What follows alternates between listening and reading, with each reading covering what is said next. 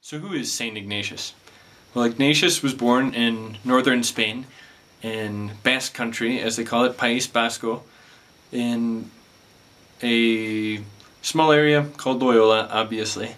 His family came from wealth, and they had a castle. So being around all of this court, as they call it, he was greatly influenced by worldly things. So growing up, he was very much attached to the world and had very little spirituality. At that time in Spain, of course, men were not known for having spirituality. That was something that the women did, something that they were supposed to take care of and be a part of. And so the men would go off in battle, fight gloriously, and then come back and win the women over.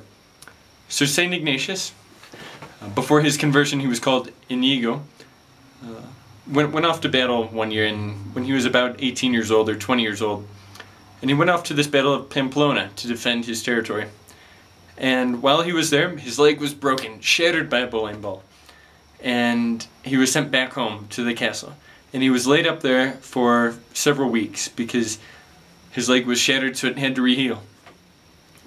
And during that time, he was thinking, oh man, this is terrible, I'm here. I was supposed to valiantly win the battle and win the women, and it'd be perfect. But that's alright, I'll get back out there after my leg heals. So he went on his way there, laying in bed, week after week, waiting for it to heal.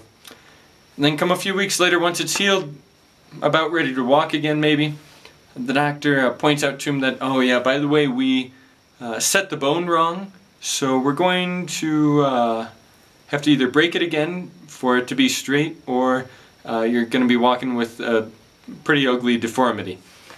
And of course Ignatius, and his great pride and desire for women, was like, no, there's no way I can do that. I can't look ugly for the ladies, because if I do, I'm not going to get any, and that's not going to work out. So he was like, you know what, break my bone again. And of course they had no anesthesia, so when they were breaking his bone, they were taking a hammer and hacking it off. So he went ahead and did that, and all this pain he took just so that he could look pretty again. And he did this. And during this second time, he started to look around for books, because he's going into a couple months now of laying up in bed in a pretty nasty castle. And his mother brings him a couple books from the house. Lives of the Saints and the Life of Christ.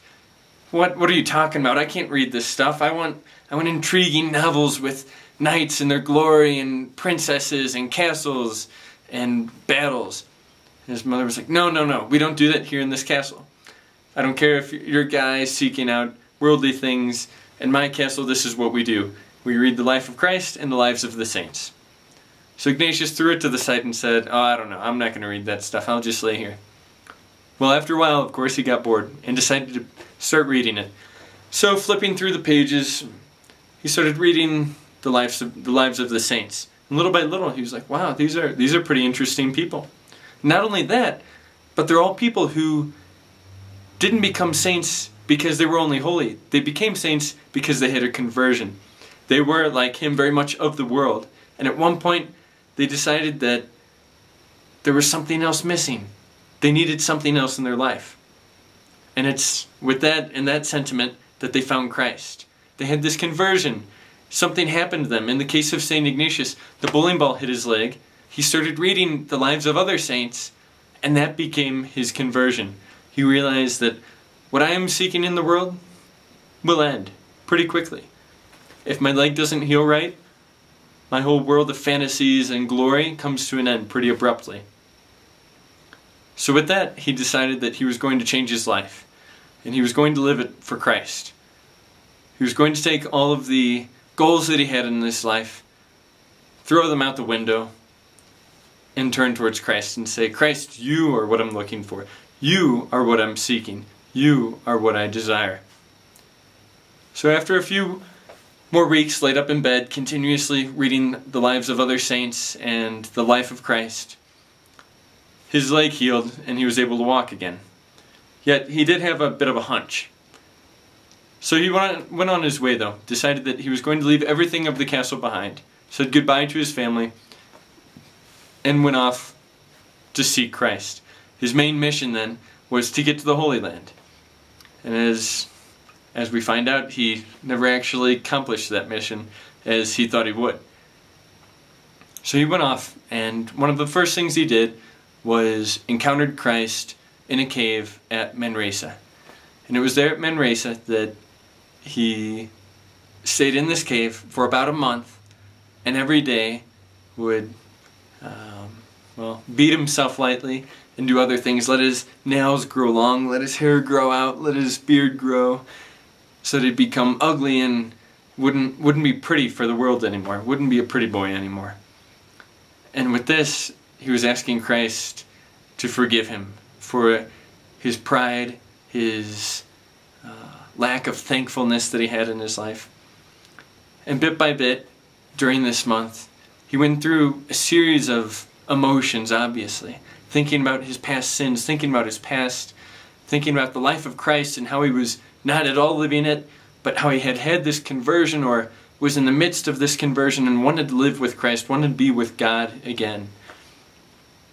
And at the end of the month, when he came out of the cave to leave, to get on his way, he realized that it was in Christ and through an image that he had of Mary that his life would be fulfilled if he simply followed Christ, left everything behind. Leave what you have and follow me. And so he did.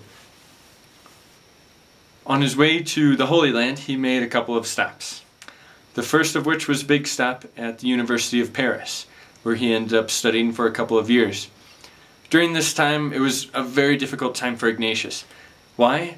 Because he was about 30 years old, 35 years old, and studying with schoolboys about 18 years old. So he was in classes of Latin with these young guys, and was thinking, oh, this is horrible, why do I have to go to school with these guys? Why can't I already know all of this? Because he had thrown that out the window when he was young, because it's, well, I'm going to be a knight, I'm going to become a king, the rest of the world doesn't matter. And here he is in Paris at the university studying. And it comes about that one of his good classmates becomes one of his good friends.